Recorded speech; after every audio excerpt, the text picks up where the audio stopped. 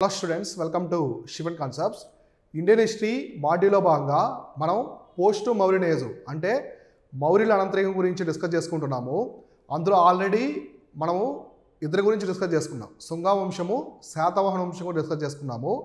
అందులో భాగంగా ఇవాళ మనం డిస్కస్ చేసుకునేది ఇండో గ్రీకులు. సో ఇండో గ్రీకుల గురించి మనం డిస్కస్ చేసుకుందాం. సో ఇండో గ్రీకులు అంటే ఎవరు, అసలు వీళ్ళు ఎక్కడి నుంచి వచ్చారు, ఏ విధంగా పరిపాలించారు, వీళ్ళకి సంబంధించిన ప్రాముఖ్యత ఏంటి. వీళ్ళు 200 BC నుంచి 100 BC వరకు ఉన్నారనమాట. ఆల్మోస్ట్ 100 years వరకు మన భారత ఉపఖండంలో కొంత ప్రాంతాన్ని, నార్త్ వెస్టర్న్ అన్నమాట, వాయువ్య భారతదేశం పైన ఉన్న ప్రాంతాన్ని పరిపాలించారు. వీళ్ళకి సంబంధించిన ప్రాముఖ్యత, ఎటువంటి రాజు ఉన్నారనేది క్విక్గా డిస్కస్ చేసుకుందాం. ఎగ్జామ్ పాయింట్ ఆఫ్ వ్యూలో వీళ్ళకి సంబంధించి ఎక్కువ డేటా ఉండదు. ఉన్నంత వరకు ఎటువంటి ప్రశ్న కూడా మిస్ అవ్వకుండా ఏ విధంగా ఉంటుందో మనం చూద్దాం. సో ఇక్కడ చూడండి, అసలు ఎవరంటే వీళ్ళు the Greek people who got settled in India and became the localised over the period of time. మనకి మామూలుగా అలెగ్జాండరు, సో అలెగ్జాండర్ తెలుసు కదా, అలెగ్జాండరు భారతదేశం మీద దండెత్తి ఆల్మోస్ట్ మనకి 326 BC ఆ టైంలో. సో భారతదేశం మీద దండెత్తి వెనక్కి వెళ్ళిపోతాడు. పోరస్సు చాలా భీకరంగా పోరాడాడు అలెగ్జాండర్తో.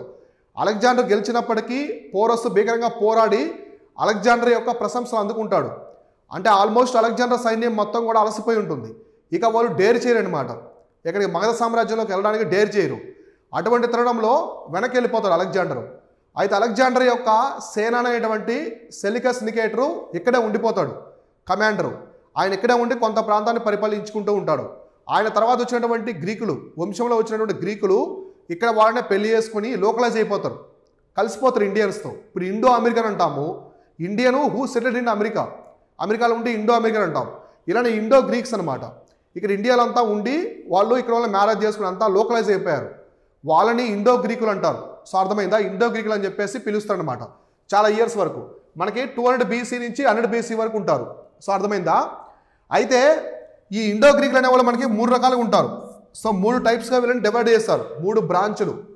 అంటే ఇండో గ్రీకుల్ని 3 శాఖలుగా డివైడ్ చేస్తారు అనమాట. 3 శాఖలుగా అంటే వాళ్ళు పరిపాలించే ప్రాంతాన్ని బట్టి 3 శాఖలుగా డివైడ్ చేశారు. ఒకటి వచ్చేసి బ్యాక్ట్రియన్ గ్రీకులు. బ్యాక్ట్రియన్ అంటే నార్త్ ఆఫ్ఘనిస్తాన్ అనమాట, బ్యాక్ట్రియన్లు అంటాం.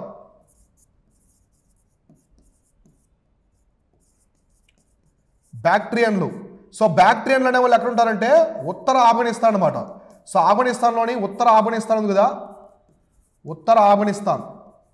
సో ఆఫ్ఘనిస్తాన్ ఇప్పుడు వచ్చి ఇస్లామిక్ కంట్రీ, కానీ ఆ కాలంలో బుద్ధిస్ట్ కంట్రీ.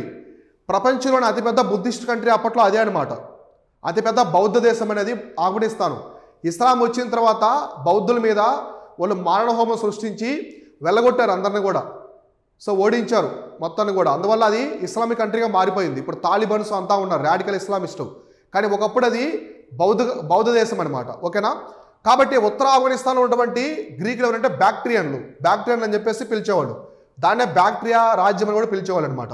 నెక్స్ట్ తక్షశిలా గ్రీకులు. తక్షశిలా ప్రాంతాన్ని పరిపాలించేవాళ్ళని తక్షశిలా గ్రీకులు అని చెప్పేసి పిలిచేవాళ్ళు. ఇంకొంచెం కింద అనమాట, మనకి ఇటు తూర్పు వైపు బ్యాక్ట్రియన్స్కి. తర్వాత సకల్ లేదా సియాల్కోట్. సకల్ లేదా సియాల్కోట్ మనకి పాకిస్తాన్లో ఉంటుంది కదా, సియాల్కోట్ గ్రీకులు. వీళ్ళు ప్రజెంట్ వచ్చేసి పాకిస్తాన్ అనమాట. ఇప్పుడు ఉన్నటువంటి పాకిస్తాన్ ప్రాంతంలో ఉండేవాళ్ళు. అంటే తక్షశిల కూడా పాకిస్తాన్లో ఉంటుంది, అది డిఫరెంట్. ఇలా 3 రకాలుగా ఇండో గ్రీకులు అనేవాళ్ళు ఉండేవాళ్ళు. ఒకరెవరు బ్యాక్ట్రియన్స్, తక్షశిల గ్రీకులు, ఇంకోటి సియాల్కోట్ సకల గ్రీకులు. ఇలా 3 రకాలుగా గ్రీకులు, ఇండో గ్రీకులు అనేవాళ్ళు ఉండేవాళ్ళు. సో అర్థమైందా. అయితే ఇండో గ్రీకులు వాళ్ళ నాణ్యాల మీద రాజు యొక్క బొమ్మలు ఉండేవి. మన యావత్ భారత చరిత్రలోనే మొట్టమొదటిసారిగా నాణ్యాల మీద రాజుల యొక్క బొమ్మలు ముద్రించింది ఎవరంటే గ్రీకులు, ఇండో గ్రీకులు. కాబట్టి వీళ్ళు ఫస్ట్ రూలర్స్ నాణ్యాల మీద తీసుకొచ్చింది. కానీ వీళ్ళు విదేశీయులు కదా, మన స్వదేశీయులు కాదు. కానీ మన స్వదేశీయులు అయి ఉండి నాణ్యాల మీద రాజు బొమ్మలు గుర్తించిన మొట్టమొదటి రాజవంశం శాతవాహనులు. ఇండో గ్రీకుల తర్వాత శాతవాహనులే. వాళ్ళు విదేశీయులు, స్వదేశీయులు వచ్చే శాతవాహనులు. క్లియర్ కదా ఇంతవరకు. కాబట్టి ఈ విధంగా ఇండో గ్రీకులు అనేవాళ్ళు మన భారతదేశంలో సెటిల్ అయిపోయారు. ఇక్కడ పద్ధతులకు అలవాటు పడిపోయారు అనమాట గ్రీకులు అనేవాళ్ళు. ఇక్కడ వాళ్ళని మ్యారేజ్ చేసుకొని కలిసిపోయి అంతా ఇలా 3 రకాలుగా ఇండో గ్రీకులు అనేవాళ్ళు ఉండేవాళ్ళు.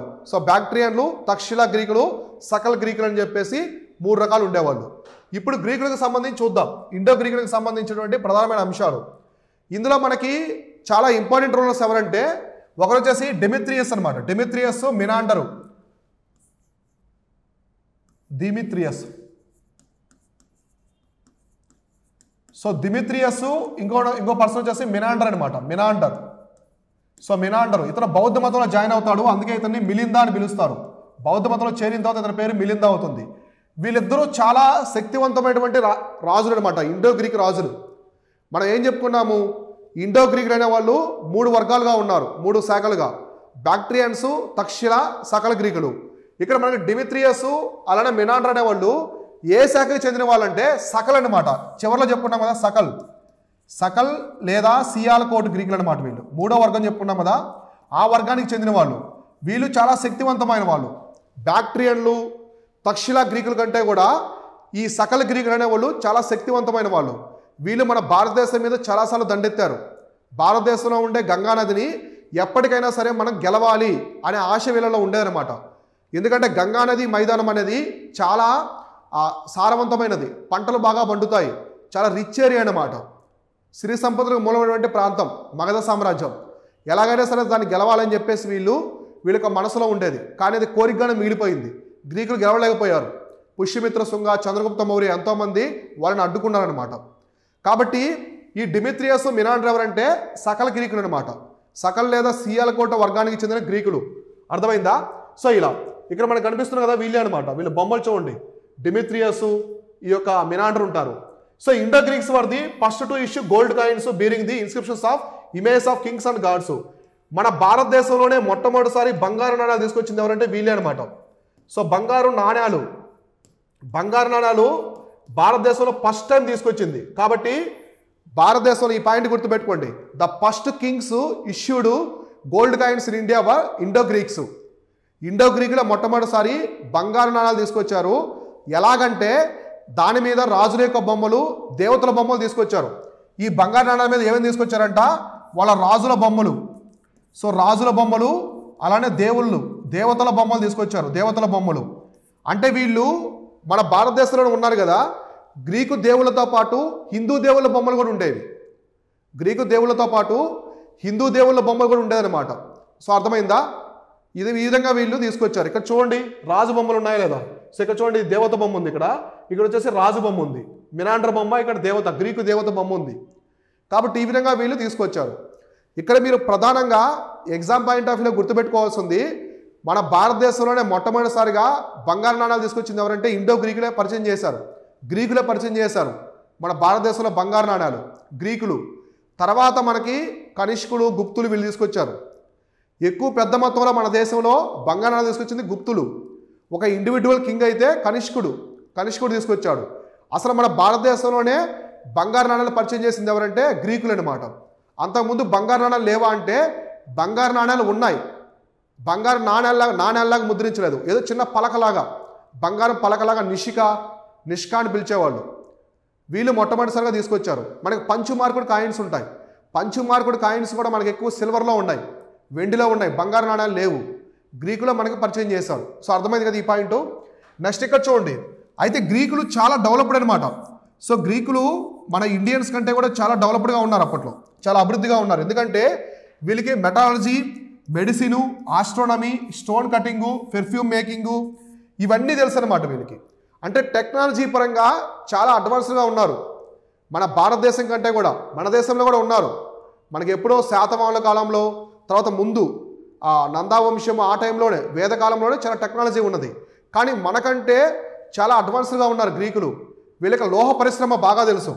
మెటాలజీ అంటే లోహ పరిశ్రమ, రథాలు తయారు చేయడము, ఆయుధాలు తయారు చేయడం, లోహాలతో వస్తువులు తయారు చేయడం, ఇటువంటివి. మెడిసిన్, ఆరోగ్యానికి, వైద్యానికి సంబంధించినవి. సో వైద్యానికి సంబంధించి అన్నీ తెలుసు. ఆస్ట్రానమీ, ఖగోళ శాస్త్రానికి అన్నీ తెలుసు అనమాట. మనకి చాలా గ్రహాల పేర్లే గ్రీకు యొక్క దేవతల బొమ్మలు ఉంటాయి. గ్రీకు దేవతల యొక్క పేర్లే ఉంటాయి అనమాట.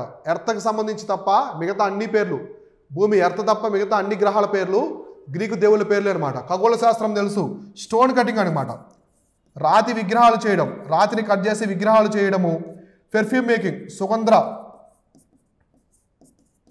సుగంధాలు తయారు చేయడం, ఇవన్నీ అప్పట్లోనే తెలుసు అనమాట వీళ్ళకి. తాతయ్య అనమాట, అంటే వాళ్ళ మదర్ ఉంది కదా, ధృతరాష్ట్రుడి యొక్క మామ సుబాల, శకుని యొక్క సామ్రాజ్యం అనమాట. ఏది?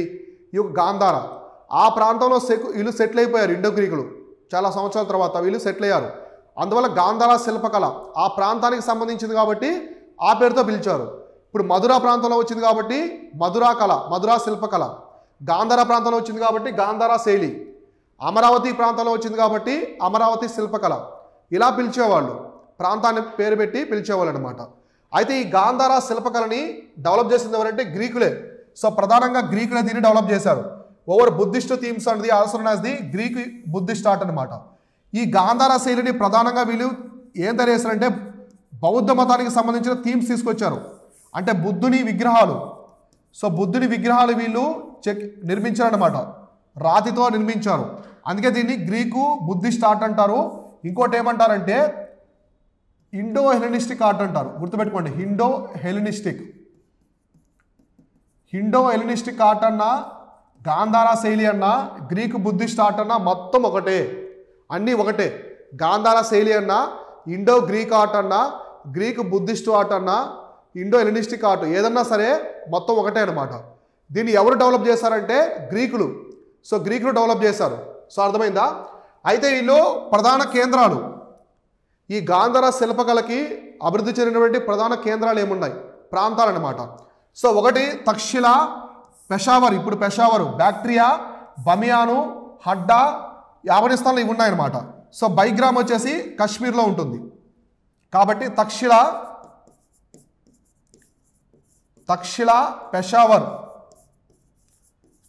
పెషావరు, Bactria, so Bactria, Bamiyan,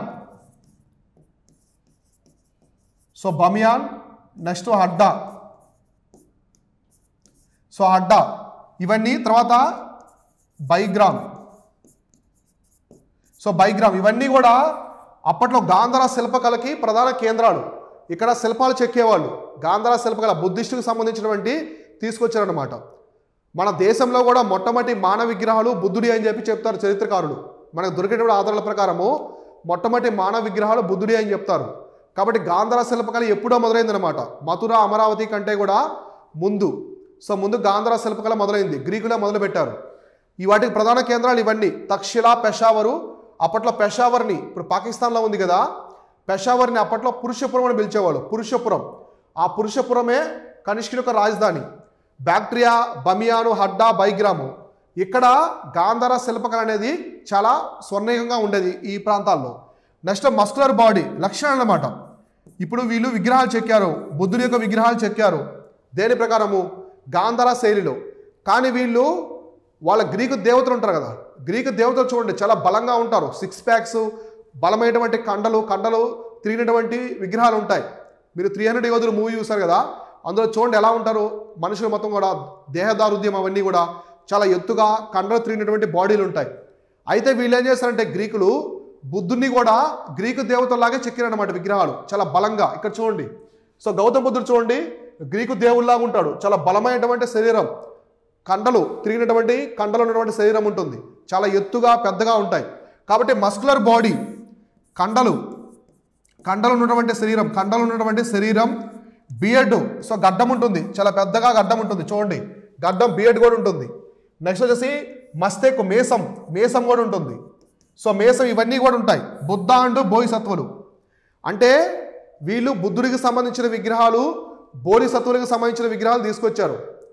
Mahayana బుద్ధిజంలోనే బుద్ధుడిని, బోధిసత్వులు ఇద్దరిని పూజిస్తారు. హీనాయన బుద్ధిజంలో పూజించరు. హీనాయన బుద్ధిజంలో కేవలం బుద్ధుడిని గైడ్గా భావిస్తారు, మార్గదర్శుడుగా, దేవుళ్ళ కూడా భావించరు. ఇక్కడ మాత్రం మహాయాన బుద్ధిజంలో బుద్ధుడిని అలాగే బోధిసత్వులు ఇద్దరిని పూజిస్తారు. కాబట్టి వీళ్ళు గ్రీకు దేవుళ్ళు ఎలా ఉన్నారో ఆ విధంగానే చెక్కారు విగ్రహాలు. ఎందుకంటే గ్రీకులకు ఇంపాక్ట్ ఉంది కదా ఆ శైలి మీద, అందుకే చాలా దేహదారుఢ్యంగా చాలా పెద్దగా. ఇక్కడ చూడండి, మనం ఎప్పుడు గౌతమ బుద్ధుని ఇలా చూస్తుంటాం. గౌతమ బుద్ధుని చాలా చిన్నగా, ఎటువంటి గడ్డము మేసాలు లేకుండా మనం కూల్గా చూస్తాం, కరుణగా. కానీ వీళ్ళ విగ్రహాలు గంభీరంగా ఉంటాయి, చాలా పెద్దగా గంభీరంగా ఉంటాయి అన్నమాట. అటువంటి లక్షణాలు ఇందులో ఉంటాయి. తర్వాత images of the god, Greek gods, kings to reported. అంటే వీళ్ళు బుద్ధుడి విగ్రహాలే కాకుండా గ్రీకు దేవుళ్ళు కూడా, సో గ్రీకు దేవుళ్ళు, రాజుల బొమ్మలు కూడా ఉండేవన్నమాట. రాజుల బొమ్మలు కూడా చెక్కించారు. కాబట్టి ఈ గాంధార శిల్పకళలో బుద్ధుడి బొమ్మలే కాకుండా, బోధిసత్వుల యొక్క బొమ్మలే కాకుండా, విగ్రహాలే కాకుండా గ్రీకు రాజుల యొక్క శిల్పాలు అలానే గ్రీకు దేవుళ్ళ యొక్క బొమ్మలు కూడా చెక్కారన్నమాట గాంధార శైలిలో. కాబట్టి గాంధార శైలిని ఎవరు డెవలప్ చేశారంటే గ్రీకులు అనమాట. మన భారతదేశంలో గ్రీకులే ఈ గాంధార శైలిని డెవలప్ చేశారు. గాంధార శైలికి సంబంధించిన విగ్రహాలన్నీ కూడా మనకి పాకిస్తాను, ఆఫ్ఘనిస్తాను, కాశ్మీర్ ప్రాంతాల్లో ఎక్కువ ఉంటాయి. మధ్య ఆసియా ప్రాంతాల్లో ఎక్కువగా దొరుకుతాయి అన్నమాట.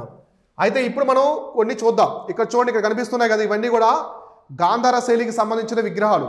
ఇది బుద్ధుడి విగ్రహం గాంధార శైలి చూడండి, చాలా బలంగా ఎక్కువగా ఉందన్నమాట. నెక్స్ట్ ఇక్కడ చూసుకుంటే కనిష్కుడి యొక్క బొమ్మ ఇది. ఇది కనిష్కుడు, కుషాను రాజు అయినటువంటి కనిష్కుడు. సో కనిష్కుడి యొక్క బొమ్మ అనమాట. ఈయన ఏ వంశానికి చెందినవాడంటే కుషాను. సో కనిష్కుడి యొక్క బొమ్మ. సో ఇది కూడా గాంధార శిల్పకళలో ఉంటుంది. గాంధార శిల్పకళలో ఉన్నటువంటి బొమ్మే కనిష్కుడు. చూడండి, మేసాలు, చాలా బలంగా ఉన్నాడు మనిషి చూడడానికి కనిష్కుడు. ఇక్కడ కూడా బుద్ధుడి బొమ్మ కూడా చూడండి, చాలా బలంగా, దేహదారుఢ్యం చూడండి, కండలు తిరిగినటువంటి శరీరము, చాలా దేహదారుఢ్యం, మస్తకు, మేసాలు ఇలా ఉంటాయన్నమాట. సో అర్థమైందా? ఇలా గాంధార సో కాబట్టి ఈ విధంగా గాంధార శిల్పకళని డెవలప్ చేసింది ఎవరంటే గ్రీకులు. అలానే మన భారతదేశంలో బంగారు నాణ్యాలను కూడా ఇష్యూ చేసింది ఎవరంటే మొట్టమొదటిసారిగా గ్రీకులే అనమాట. గ్రీకులు మన భారతదేశంతో కలిసి డెవలప్ చేసినటువంటి శైలే గాంధార శిల్పకళ, గాంధార శైలి అనమాట. ఓకేనా? ఇంతవరకు క్లియర్ కదా? సో ఇది ఇండో గ్రీకులకు సంబంధించింది. ఓకేనా? నెక్స్ట్ ఏముందో తర్వాత మనం చూద్దాం.